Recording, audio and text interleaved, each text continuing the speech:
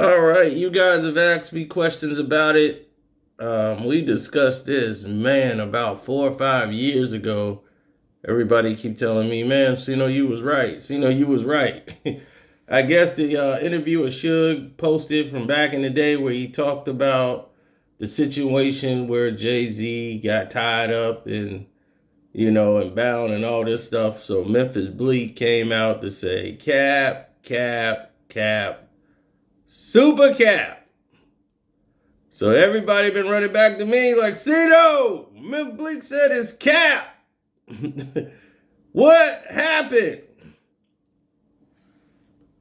Wow. So we rehashing this all over again. All right. Here we go. First off, I'd like to tell everybody thank you who subscribed to the page. If you're new here, please subscribe and hopefully you can get your notifications. There's a button that says hit all, so you're supposed to get all your notifications when someone goes live or make a video, and that's what's supposed to happen, but it's not happening. Now, here's the situation here. The like button is free. You can hit that. That helps. And definitely you want to support the page. Our Cash App is Carcino. And the Patreon is Carcino for Life. We have the very interesting story of what they didn't tell you in the Janet Jackson documentary.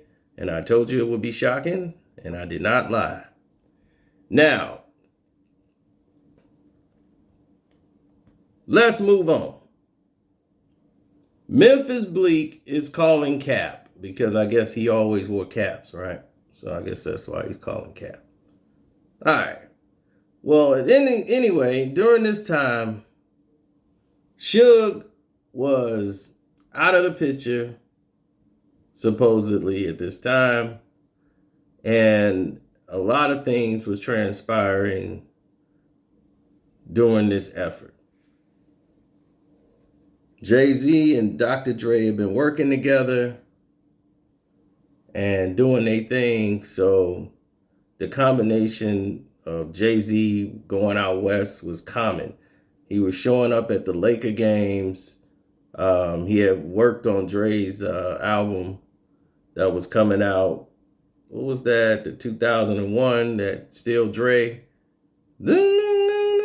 So Dr. Dre was gonna, produce some songs on the album. And they had a song on the album, of course, The Blueprint 2 is what he was working on. And it was a double CD. Dre was supposed to do a lot more than what he did. And they had the song The Watcher, which was going to be Rakim. And, this is going to bridge into the Rakim album and all of these different things. And it's a lot of muscle was being flexed at this time because at this time, it was still some tension with the Death Row and Aftermath Records, and all of this thing was going on. And Jay was under a false sense of security since he was with Dre. He was protected in this scenario. He was not. So the word around the campfire came down to after a game where he was down there visiting Dre. Some people found out which hotel he was staying at. And with very minimum security, mostly his people he came with, Dr. Dre kind of left Jay. Just left him on stun. Like, Jay Z was not at Dre's crib. Not one time.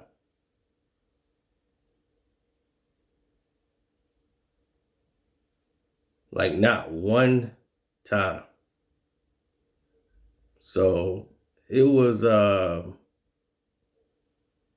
quite interesting, but it was different. I just got a text message in the middle of this that I really got to read, but let's do this first. So by being interesting is the fact that he hadn't been to Dre's house. Like he would meet Dre somewhere, like the studio, or they would meet up at the game for a public appearance. He's sitting at the Laker game courtside with Dre and all of them, and that was considered to be normal. You know, like he was getting more comfortable coming to LA when he was never comfortable like that moving out there to LA because, you know, it was different. So he was feeling a little bit more comfortable moving out, going back and forth to Los Angeles. Now, problems ensued after the fact. So after the game, Dre just really got ghost. He kind of like ghost Jay Z, and that was that. You know, after the game, he went back to wherever he came from, and Jay went to wherever he was gonna come, went to. And they were supposed to work and do some songs together and this and that. But Dre moved differently. When he left with security. He got people to get him in and out of the places that he needed to get into and get out of. So Dre was moving differently in LA, but Jay was under a false sense of security that things are under control because Dre's moving around like Dre is in LA, like I'm in his house, I'm protected. So that quickly faded as the times went on and everything went down. So Jay was back at the hotel room relaxing, chilling or whatever, and word around the campfire is that hotel room door got penetrated, and Jay was startled, didn't know what was happening next, was told to sit in a chair, and he sat in the chair, and there was a conversation had, and he had an ultimatum. And allegedly, like in the Suge video, Suge said he got tied up, bound up, and all these stuff to a chair. Now that part of it, you know what I'm saying? Like I said, I wasn't there. The word around the campfire, as you can see, is Suge said the same thing. That was the word on the streets.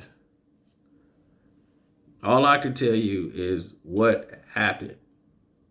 And if you want to put those pieces together, all you know is Jay got the hell out of Los Angeles very quick. Everything was stopped and he left Los Angeles. The very next day, he was out. He returns home, and then they began to work on a couple of things that they was discussed. And what was discussed is Jay starting to spread love to LA. What was discussed allegedly in the conversation that took place in that room was that he's coming and taking, and a lot of these East Coast artists are coming and taking from Los Angeles and not paying back to Los Angeles. And Dr. Dre, that don't count. So something had to be paid back to the row, to death row. So all of a sudden, Jay comes back. And now we got me and my girlfriend. And it's all this Tupac love. He even took Tupac lyrics on Some People Hate so that Death Row can get paid off that too. Tupac's lyrics was used. Death Row got paid for the sample. For me and my girlfriend, and Kanye West comes up with this amazing story about how the idea of the record came to be. This led to a whole nother controversy about this record, which I was going to make at another time, but we'll use that to bridge into it. So the story that you heard definitely was out there. So if Memphis Bleek, what he said, it was all cap, then there's a lot of coincidences that happened right after that. Why did the direction of the album change And me and my girlfriend was created with Tupac's theme, which pays Death Row, which pays the Tupac's lyrics that he used, which is credited on there for the song Some People Hate. He starts right off the whole song with Tupac's lyrics to start off that song, which pays Death Row. Dr. Dre basically is off the album besides that. And him and Dre really didn't work together no more after that for a very long time. There's a lot of these factors in play.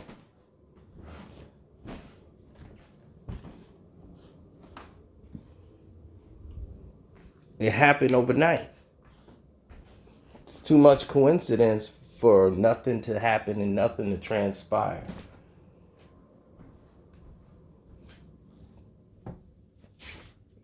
So you got to make it make sense to us.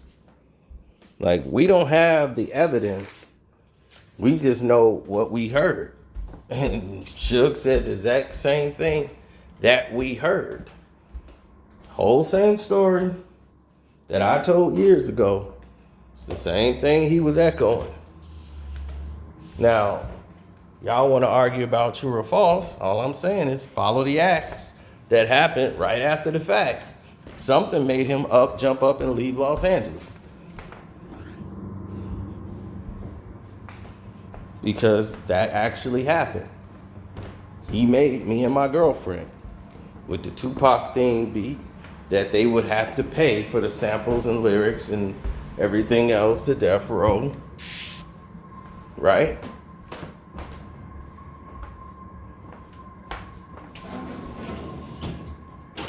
Tupac's lyrics.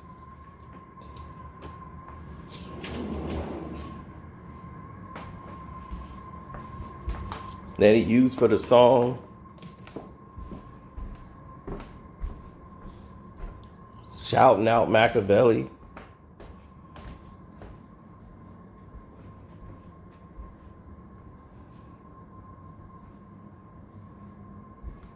It was a whole different paradigm shift. I'm just saying. So if that story wasn't true,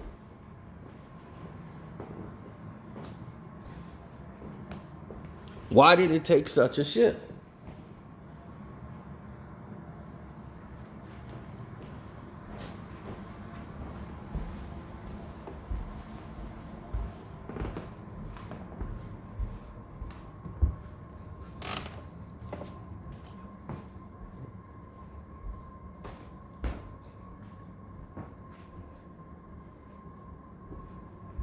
Well, like I said, we're just the messengers.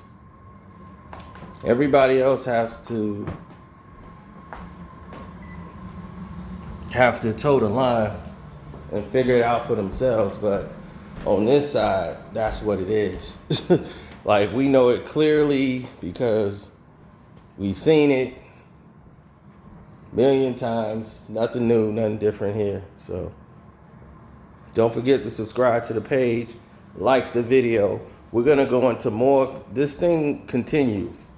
So tomorrow I'll probably just do it. I was saving it to do it at a later time, but now since all of this is kicked back up, we might as well get into the controversy of the actual song.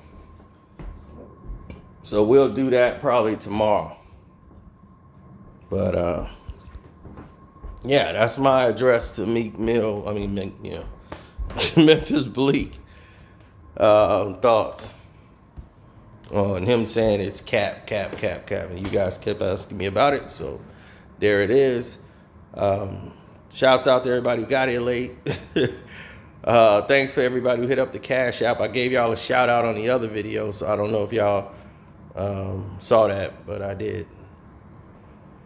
I did a Power breakdown on the TV show Power. That was great. You can check that out. And without further notice, we are done. Peace and God be as blessing to your family as it is to mine. All right? Goodbye. Or until later.